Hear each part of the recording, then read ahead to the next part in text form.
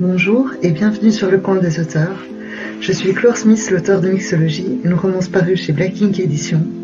Dans ce livre, Raphaël, célèbre DJ, se voit contraint de produire l'album de Roxane, fille d'un magnat de l'alcool dans l'espoir de sauver son club de la faillite. Évidemment, cette collaboration va tout changer. J'ai choisi de vous lire un extrait de leur premier jour ensemble au studio. Ma faute, je l'admets, le quartier n'est pas si miteux que ça. Il reste des beaux coins, Scarbeck. Au bout d'une rue emplie de demeures de prestige, bien cachée dans les tréfonds de cette commune dont la réputation est des plus mauvaises, je sonne à la porte d'une splendide maison de maître. J'aimerais bien qu'on m'ouvre plus vite, avant qu'un passant ne me reconnaisse derrière mes fidèles aviators, ne prenne un selfie et ne le poste sur un quelconque réseau social. À ma plus grande surprise, je ne suis pas accueillie par Roxane, mais par un punk aux longs cheveux qui doit faire 2 mètres de haut pour autant de large. Génial. Ouais, me lance-t-il d'une voix grave en croisant les bras. Raphaël Van Pelt, j'ai rendez-vous avec mademoiselle Lancereau. Le géant tourne les talons en grognant dans sa barbe, me laissant un passage étroit entre le chambranle et lui. Même si ce n'est pas flagrant, j'en déduis que je suis le bienvenu, et je lui empointe le pas jusqu'au studio où je retrouve enfin le Pokémon. Bien qu'aujourd'hui, Pokémon ne soit pas le terme adéquat, c'est plutôt un caméléon. Elle a adopté un total look punk qui flatte ses courbes à l'instar de ses tenues précédentes, pour se fondre avec son groupe, j'imagine.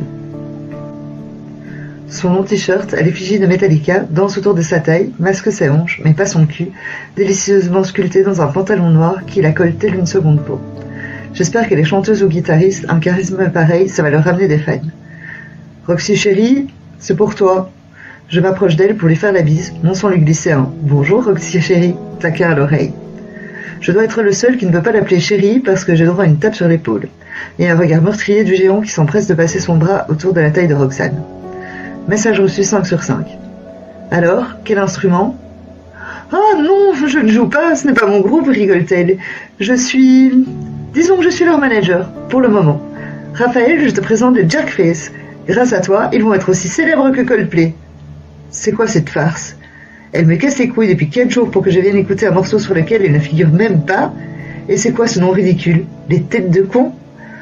Inconscient de ma surprise, Roxane continue ses présentations. Tu as déjà rencontré Chris, mon copain et leader du groupe ? L'homme des cavernes me tend une main chargée de bagues, au poignet tatoué. Certaines personnes sont faites pour s'entendre. Avec d'autres, vous sentez immédiatement que la sauce ne prendra jamais. Un regard a suffi pour que je haïsse ce type viscéralement. Il a un truc qui ne me revient pas. Je ne sais pas encore quoi, mais je vais trouver. Je n'ai pas d'autre choix que de serrer sa peau moite avec un sourire hypocrite et un « Enchanté de travailler avec toi, mon pote !» Tiens, lui non plus n'aime pas les surnoms. Le blond là, c'est Seth, notre guitariste. Il a un talent de fou, tu verras. Derrière lui, Luc, le bassiste, et enfin Kelvin, notre batteur. Voilà, tu connais tout le monde. J'ai devant moi une splendide brochette d'aspirants rockers à 2 balles. Je soupçonne qu'aucune de ces appellations ne soit leur nom de baptême. Pour des Belges, autant de prénoms à consonance américaine, trop beau pour être vrai. Si je devais compter le nombre de clichés que je vois dans la pièce, j'aurais de quoi m'endormir jusqu'à la fin des temps.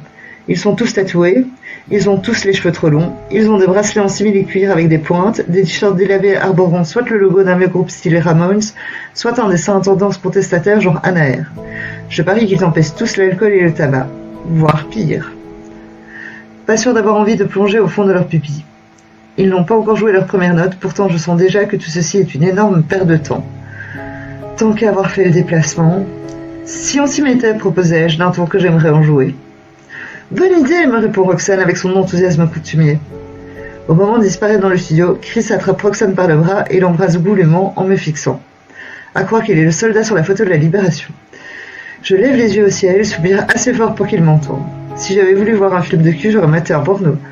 D'ailleurs, c'est pas une mauvaise idée, ça, si je me barrais et que... Non, Raph, concentré. 4 minutes de ton temps, une bonne excuse et retour à ta vie. Et si tu embrassais le micro plus tôt, suggère Roxane en repoussant Chris d'un air gêné.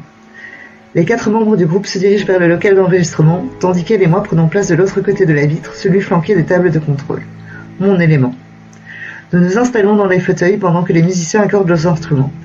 Je mets le casque, laissant l'oreille libre pour pouvoir discuter avec ma comparse. Il faut commencer par Just Addiction, le titre que l'on propose en single. Tu verras, il est vraiment prometteur. J'acquiesce sans y croire, observant mon hôtesse du coin de l'œil. J'essaie de déterminer la part de vérité dans ses paroles avant de me faire ma propre opinion. Depuis que son petit ami est entré dans le tableau, son attitude a subtilement changé. Là où il n'hésitait pas à m'affronter et à me rentrer dedans, ses iris océans m'évitent, reste braqué sous son homme. Ses traits affichent une mine confiante, démentie par ses mains, qui replace sans cesse une mèche derrière son oreille et chipote le moindre objet sur la console. Les premières notes résonnent, c'est aussi pitoyable que prévu. Leur chanson remplit tous les critères pour lesquels je ne veux pas écouter de maquette autre que celle que je réclame, moi. Les paroles sont à chier. Je croirais entendre un poème rédigé par ma sœur, époque école primaire, mis en harmonie par la section musique de l'Athénée de Coin.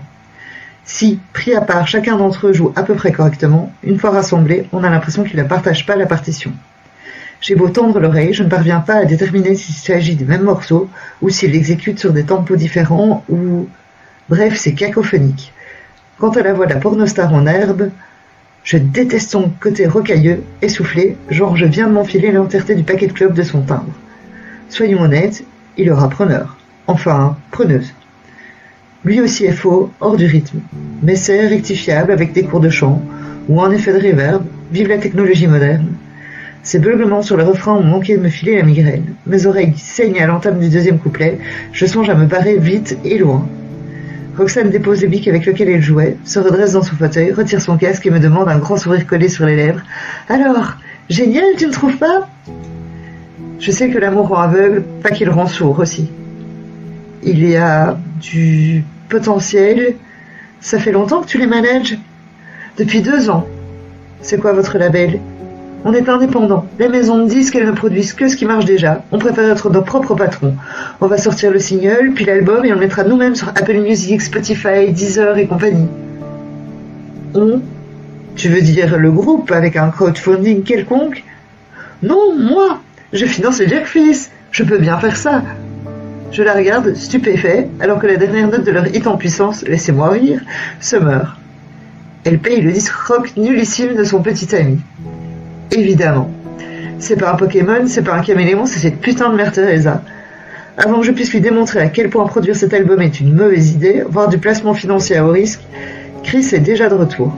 Je crois que s'il osait, il marquerait son territoire en pissant autour d'elle. Vu ma cote de popularité auprès du chanteur, je pourrais tout à fait me tirer d'ici. Mélissa ferait un peu la gueule, mais je trouverais bien un moyen de me faire pardonner. Dire que le morceau est bien, mais que malheureusement, après consultation de mon agenda, je n'aurai pas le temps. Trop dommage. Ou je pourrais dire que c'est hors de mon champ musical. La voilà l'excuse parfaite qui ne vexe personne. J'ai du mal à juger, trop éloigné de mon style, sorry les gars, si vous voulez, je vous envoie le numéro d'un ami qui aime le rock, qui tâche. Sauf que Roxane sera déçue.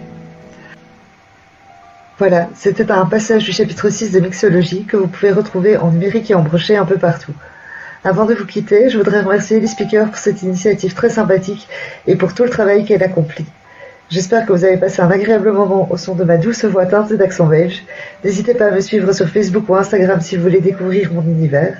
À très bientôt, lisez bien.